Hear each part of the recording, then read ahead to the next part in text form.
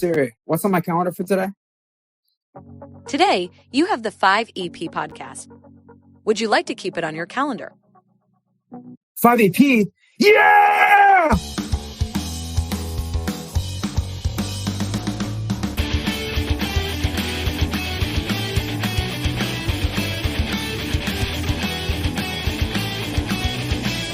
Welcome to the 5EP podcast. Interviews and conversations to guide the genesis of personal development. Mental, physical, emotional, spiritual, and social. The 5 pillars of living a 5 exclamation point life. On now with your host, Petrowski.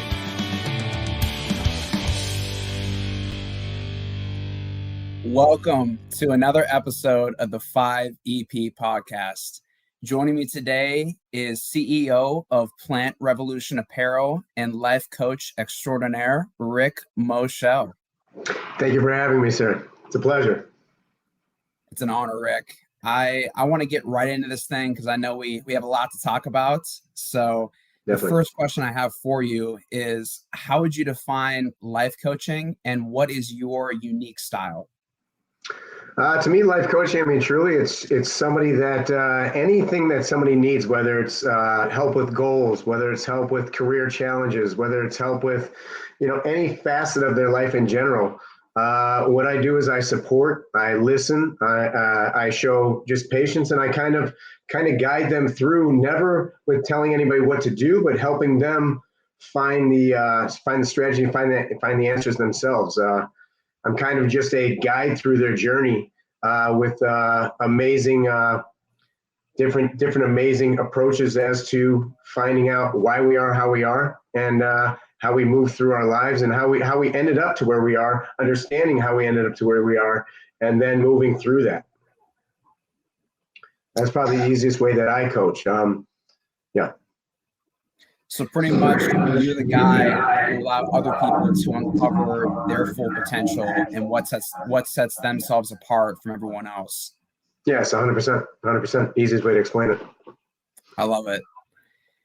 Tell me about what led you to become a life coach and that journey that took you to where you are today. So everybody's got their path, and my path started long ago. Most people, I won't say most, I'll never generalize, but a lot of people, they went to school for it and they did all the studies and all that stuff. For me, I studied the human in the purest form. I have worked at just around about 35 to 40 different bar restaurants in the last 26 years, and what I realized was I'd always soaked up the human in the purest form, in their highest of highs and their lowest of lows and everything in between. And throughout that process, I had always kind of coached people anyways. It's just the person I've always been in my lifetime. And I was very blunt about it. I'm from the south suburbs of Chicago, so there's always a way that I spoke as to, I was just brutally honest, getting deep into you. I didn't really have the verbiage just yet, but I had always kind of done that in general in my in the business throughout my career. And so I, just as many people, went through some of the lowest of my lows later on in my career, in my life. Some detrimental things happened, and I really wanted to find answers. So the way that I slowly got into it was I went in and I pretty much life coached myself. I would go on hikes in Sedona quite often and started truly asking myself all the deep questions that I was so curious about, as to why I held anger, why I reacted to things so deeply, why I held pain, why I held all these different things, all this blame, all this guilt throughout my life, and how I could get through that and lead my best life. I had always thought that everybody who had been around me saw the way that I lived, and I was always happy-go-lucky, but it was always in a fashion of, I had numbed with different substances for truly 25 years, truth be told. And which is another reason why I connect with so many people so deeply, because I've not just read the information, but I've actually lived the life of the lowest of lows in every facet of the way, having almost died twice when I was 21 years old, and then all the different numbing throughout my life. And so I got a little bit closer and deeper into understanding what had happened in my life.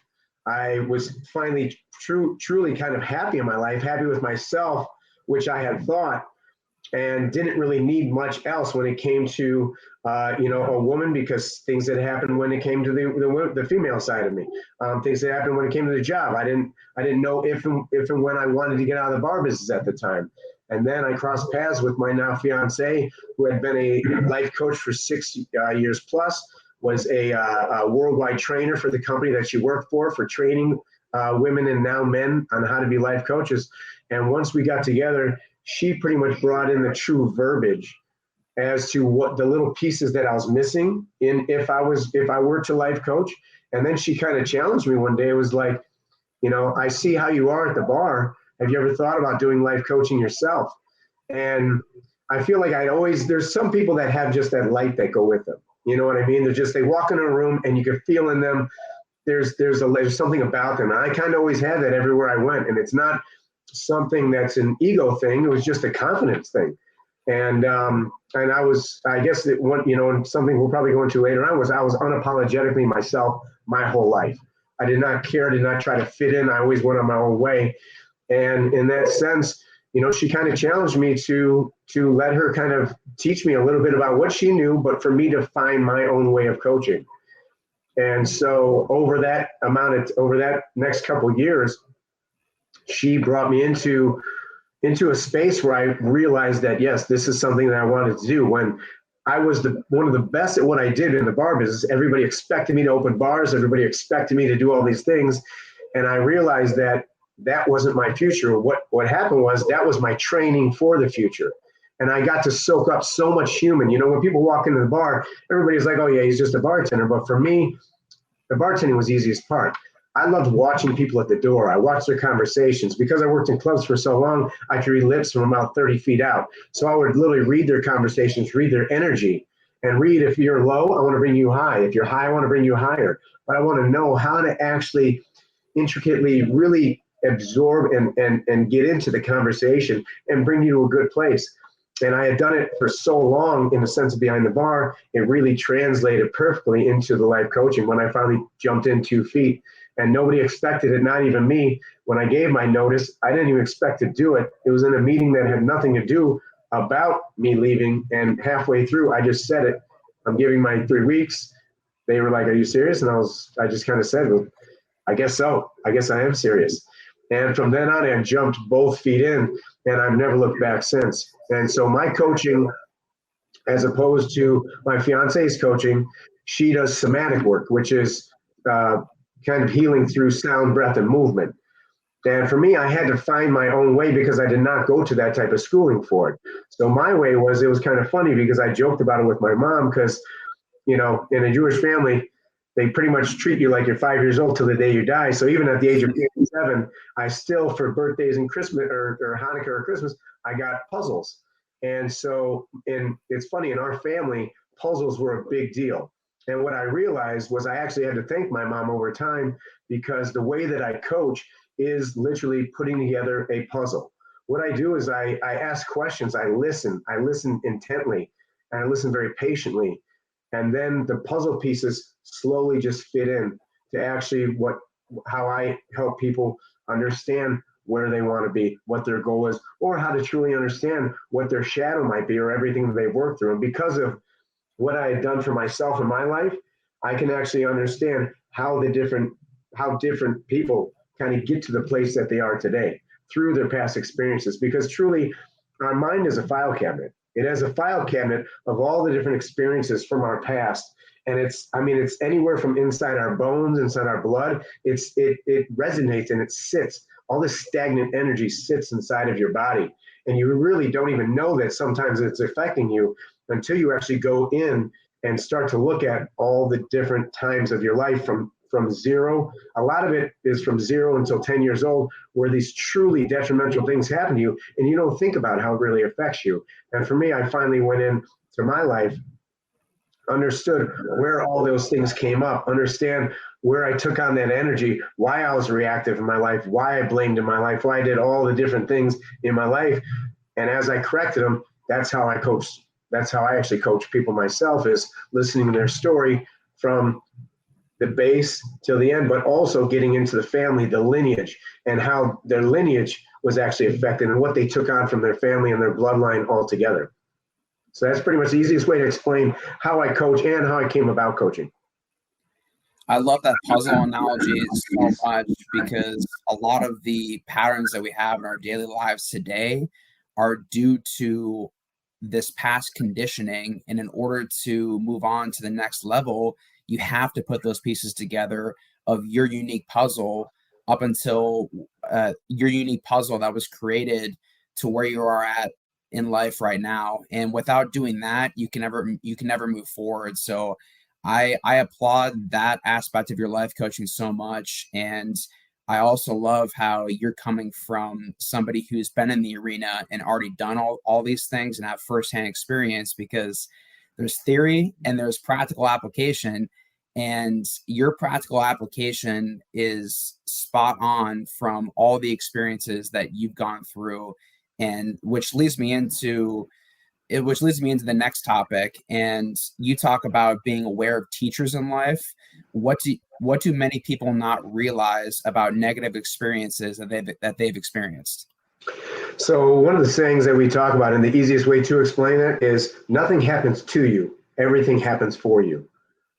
And it truly, you have to take that to heart, because if you really go back to each part of your life and you look at something that was that was horrible, that you thought was so horrible, it's all about your perspective on what really happened that day. If you think it was horrible, well, guess what it's going to be? It's going to be horrible. But if you think of it very quickly as to, okay, wait a second, let me step outside of my body, let me look from the outside in and see what this is actually teaching me, everything truly is a teacher. Everything in your life is a teacher. I've still yet to find anything truly negative that happened in somebody's life, including my own. When you step outside of it and ask yourself, what was this teaching me? I've never seen somebody yet that says, it didn't teach me a thing, it's just something that happened.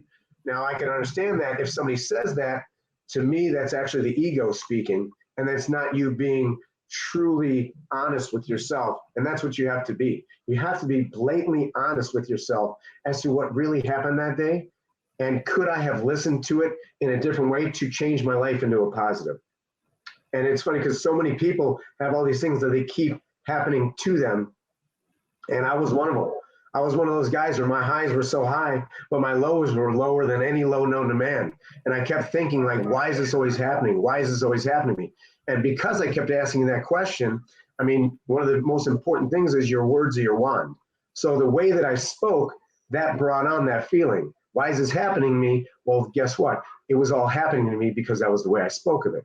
Now, when I started to learn differently and I started to learn what is this teaching me, very quickly, every single thing was stop, breathe, feel into it, navigate what this is really teaching me. And that's a word that I truly preach quite often, is navigate. Don't be stressed about life. Don't be stressed about your things. Don't get disgusted with all the different things. Navigate every single thing that comes up in your life.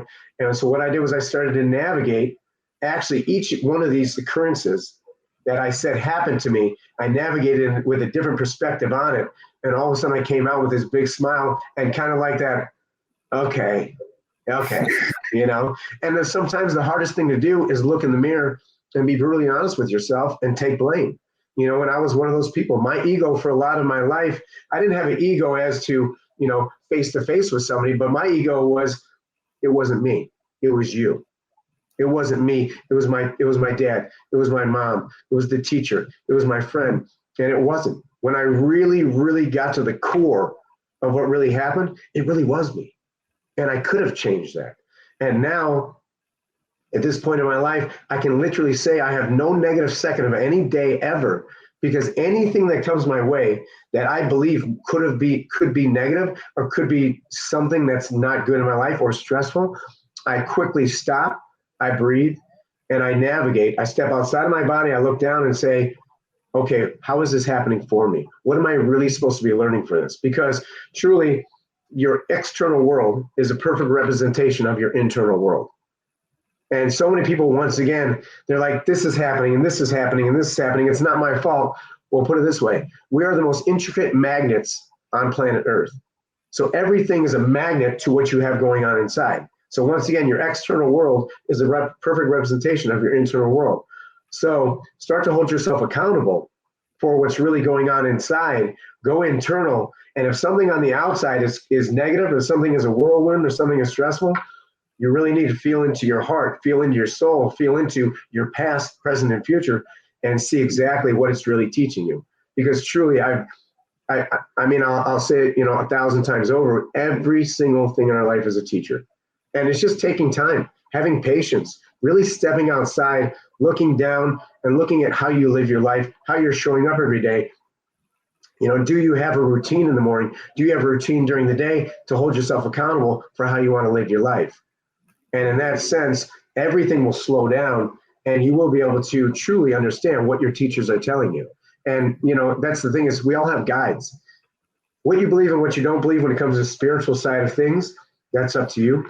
But the fact is we all have guides and they're guiding us in a certain direction. The question is, are we always listening? And that's what our teachers are. They're teaching us constantly, but are you really listening to what they're saying to you? And if you start to listen, it's not about why did I not listen before? Because you're exactly where you're supposed to be. There's no accident why things are happening in this, in this part of your life this way. The question is now, how do we learn from those things that happened in the past? And now how do I show up for myself in the present and future? Because the present and future, we can change, but you can never go back in the past. You never drive down the freeway backwards. You always drive forwards on the freeway. And that's one of my jokes that I say, but it's actually honest truth. You can look at your past, you can look at what you truly should have learned from your past, but then how do I want to show up today and how do I want to show up tomorrow? And what am I doing to actually make that happen? Do I just wake up and do I just go about my day? Or do I wake up, do I have a little bit of routine, maybe some meditation, maybe some breath work, maybe whatever it is that makes you feel good. And then small wins, making your bed, brushing your teeth, being present in the moment, and actually thinking about these things as you do it. It's so funny because, most of my life, I just went about my life and I didn't think of anything. I was a little bit present in the things that I did, but I wasn't present into how my day was being constructed from the minute I woke up. And that's when you literally live in limbo. That's when self-sabotage, that's when all the different things can happen in your life. But if you don't live in limbo and you are present in every moment, starting your day with the little things, making your bed, making your room clean, brushing your teeth, thinking about it. When you have your first meal, think about that. Like, okay, I get to eat. This is a beautiful meal. Just that thought in general puts your mind in a beautiful place. Maybe starting out with your different gratitudes. What am I truly grateful for? And it's not just saying, I'm grateful for my family. I'm grateful for my kid. Yeah. I know we're all grateful for that. But what am I truly grateful for? Because no matter where your day goes, if you are in a spot where you're navigating, you can always slow down and you could go into what you're truly grateful for in your life. And it'll take you out of that spiral of a negative thought pattern. It'll bring you back into the light. And then you can think about what you have going on in a different headspace and move on to your day. Yeah, reframing those experiences to where you look at them as life is giving this to you and not life is forcing this upon you is so beneficial no matter what goals that you have or that you're endeavoring for. It's having that mindset of I have this opportunity to learn and grow no matter what life gives me. That's how you enter the flow state. And that's how you get better and better and more resilience, which actually leads me into one of your sayings that you've always told me is feel into the feels. I'd love for you to expand on the meaning behind that. And also what benefits would someone derive from feeling into the feels? So the reason I say always constantly is feel into the feels is so many people are afraid or angry at what they're feeling. So they have this quick reaction to something. They have this, they're feeling so angry. They're feeling so hurt. They're feeling down. They're feeling happy. They're feeling any of the above. Don't be afraid to feel the feels. It's important. It's not that, oh my God, I don't want to feel this. No, actually have a different perspective on that feel. Feel into it. Once again, navigate. So feel into that feeling. It's healthy to feel that feeling. But the question is, where does this feeling come from? Is this feeling my feeling? Is this feeling from my family, from my lineage? Is this feeling from somebody else who has given me this feeling? If somebody's, when it comes to, younger, older, anything in between, if there's somebody that's talking bad to you or talking down to you, or somebody's having a bad day and they bring you into that bad day, feel into that feel. Now, wait a second. I'm looking at this person. Now they're in a bad way. and they're saying something bad to me and it put me in a bad way. So misery loves company. So wait a second, is this my feeling? Is this me? No, this is somebody else's feeling. Or if I'm truly angry, I'm truly depressed about something, absorb, be all right with feeling this, because it's healthy to feel the feels. The question is, what do you do with that feeling? Feel into the feels so that you understand where it's coming from. Diagnose to yourself and navigate where this feeling is actually coming from. Is it attached to the way that I'm living my life? Is it attached to the routine that I have? Is it, like I said, is it attached to your family? Is this something that has been in your lineage and for some reason it still affects you when you know it shouldn't affect you? It's truly it's truly just so healthy to actually feel everything. Be present. That brings you to being present in every moment. And that's where we want to be. We want to be present in every moment. So that's kind of the easiest way for me to explain feeling the feels. It's anytime I'm coaching somebody and they're angry that they're feeling something, I always tell them, no, stop. Feel that. It's all right to feel the feels. It's not bad to feel the feels. You want to feel where it's coming from. Decide, declare what you're really available for in the way that you want to feel, in the way that you want to show up for yourself. And understand, is it, once again, is it my childhood? Is it something that happened last week that's still creeping into my life? It's always attached to something deep inside of you. Take the time to search, take the time to question, and then slowly move that energy also from, just how my fiance coaches through sound, breath, or movement.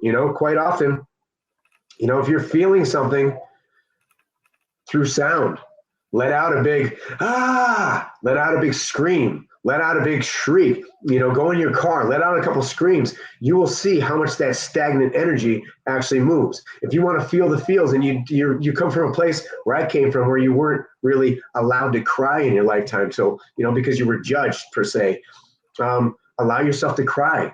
That itself, those tears are actually moving that energy. If you want to, go for a jog or go get a workout or go, train fighting or whatever it is that you do that's physically active, or movement or dance or roller skating, whatever it may be, just that movement itself can move that energy too. So allow yourself always to feel the feels, and then allow yourself to step outside and move that energy in one of the different facets that are available to you. Definitely. One of my favorite books that you actually introduced me to, The Four Agreements by Don Miguel Ruiz. He talks about how when your subconscious is still reacting to certain situations, you haven't actually taken a step back and dealt with what you needed to deal with in your past. You could tell yourself that you've already covered it, but if you're still having emotional reactions, have you truly dealt with it? Have you truly dove deep into the ocean of your past and really found what it is that's causing it? And what you talk about with feeling into your feels is precisely that. And that actually leads me into my next question, which is, how important is nature to your well-being? So it's funny because, I kind of joke about it. For 13 years of being in the bar business out here, when I first moved here from 96 to 2009, I went to Sedona maybe 5 times and maybe did a couple of nature hikes in 13 years. And my life was a tornado of limbo and all over the place. When I was living back downtown Chicago, I love the city life, but the city life, there's not a lot of nature. But what I would do is go down the lakefront, and that was without even knowing it. That was where I did my releases. That was where I did my thinking. Now that I've been back in Arizona, I live a completely different life for the last 7.5 years. I am in nature constantly, 24 hours a day, whenever I can get out there, which I don't waste any days. Any day that I have 2 to 4 to 6 to a full day of hours to actually have on my own without work, which my work isn't work anyways, but I go out and I do nature. And truly nature nurtures. That there's that saying, there's a reason why. Nature and grounding in nature, it actually does revive your energy. I mean, they used to kind of joke about the hippies as tree huggers, but it's kind of funny. I have a cousin, Ellen, and she lives in Colorado, and she's older. She's in her 70s. Was doing a ton of yard work at a place in Durango, Colorado, and she had some time where she went over and she literally hugged one of her trees for about 5 minutes. It revived her energy. She admittingly told me that it revived her energy to where she could finish the day's work and not be tired whatsoever. And that's one of my most favorite things on planet Earth is going out. Where I did a lot of my healing was I would hit Sedona every single week, which I still to this day for multiple years now, every single week I take at least one day and I go out to Sedona and I hit that vortex energy, that pure, incredible, deep energy from the many different trails out there. One of my favorite trails is the West Fork Trail, which you literally have 4 different portals, 4 different climates in this forest that goes along the Oak Creek. And there's many different amazing trees where I always will take the time to sit and just talk to. Trees they are energy. They are life. They are life force. They are communicating to each other constantly. They will feel your energy. As weird as that sounds, which, many of the words I speak, I didn't speak coming from the South Side of Chicago for a long time. But now that I've been around it for so long, it has literally brought me to a place where, that's why me and my fiance started this clothing line, Plant Revolution Apparel, because it truly represents nature and how much it can truly change the aspects and the outlook of your whole life in general. If you're in a place where you are navigating, if you're in a place where you are down, you take the time to take your shoes off and just even walk in grass and ground a little bit. Mother Earth will send energy to you that will help you understand what's going on and help you navigate those feelings. Me and my fiance, nature has, I won't say it's changed my life because my whole life was, going up to Minnesota in the North Woods in our cabin up there and going fishing and being in nature. But, taking the time now to be more present as I'm in nature and really looking around, not just walking through a trail and saying, yeah, we did it. We went 3 miles in, we went 3 miles out, and that was amazing. No. Taking the time to walk and really look around, really look at nature, look at the different plant life, look at how it makes you feel. Think about how it makes you feel. What are your actual thoughts as you walk through there? And I guarantee if you take the time to have a different perspective on how you absorb nature, it will help you actually. Nature can also be its own life coach, because as you're going through there, it will make you kind of have it in perspective and have a smile and just like a different energy as to what you have going on in your life. And as you walk out of there and you get back in your car, you get on your bike and you go back home, you're going to feel the difference as to when you're in a room like we are today, or if you are out in nature and when you're really looking at the beauty, the energy, So nature it's one of the biggest parts of my life, and and as well as anybody that my favorite thing to do is guide people on trails, and I've yet to see somebody who comes out with me who's having a bad day or whatever it is, leave that trail in the same mindset that they started that trail on. Yeah, it's so important to not just feel into the feels when you're having a negative experience, but when you're having a positive experience, just like you said, you can become your own life coach when you feel into what's causing you to feel these good feelings, what's causing you to feel these bad feelings, and giving yourself your own advice that you give to somebody else in that situation, and pretty much telling them something along the lines of, hey, you need to do this emotional work to figure out what's causing these negative reactions. But at the same time, all that energy that you put into figuring out these negative triggers and what was going on there, you got to recharge at some point. You got to put some positive energy in there, and you got to get some smiles going. You got to get the laughter going. You got to balance out your energy levels, because you only have so much throughout the day. And if you're always spent figuring out, well, what's causing this? How can I improve? How can I do this? You end up stressing yourself out too much to where you're constantly in fight or flight mode.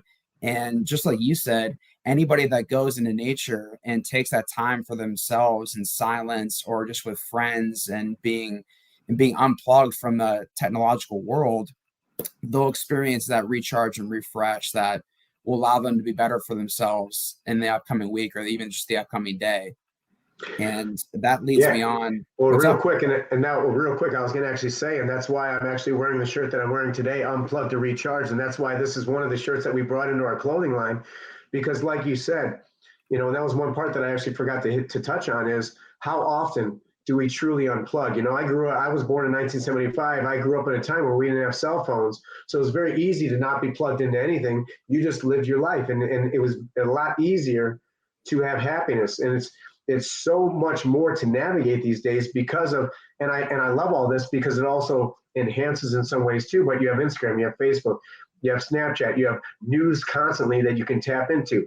You have this phone, which is literally a computer in your hand that you constantly tap into. And we've all been in that place to where it's become a part of us. It really has. You wonder why you say something, all of a sudden your phone gives you an ad. You're like, what? This is really following me. This is kind of weird. But it's funny because the nature, taking yourself out in nature, a lot of times in nature, your phone is actually not connected to anything. So it's actually, that's why I love this shirt is unplugging to recharge, truly putting yourself in a position to where at least once or twice a week, if you can, unplug from everything, go out in some type of nature, go for a walk, go on a lake, go ground a little bit in some grass and really unplug yourself so that you really can recharge. And I'm telling you, the more that you do it, the more you're going to realize how much you're actually plugged in constantly as to what it feels like to be unplugged. And it really is something that just a couple hours, put it this way, when we were all shut in our houses for COVID at the very beginning for was it 3-4 weeks, or I think a little bit longer, where nobody was allowed to drive, nobody was allowed to do anything. If you looked on TV, it showed you how much the earth actually rebuilt itself just in that small amount of time. Just in that small amount of time where everything stopped, it was all unplugged, the earth got to recharge itself. So just the same as a human. A human, you take the time to just even a little bit each day unplug from everything, you will recharge a lot more than you actually thought that is even possible. You've been listening to the 5EP podcast with Alex Petrowski. Interviews and conversations to guide the genesis of personal development. If you enjoyed the show, share it with friends and family and on your social media. And feel free to send us your feedback. Until next time, thank you for listening and live your 5 exclamation point life every day.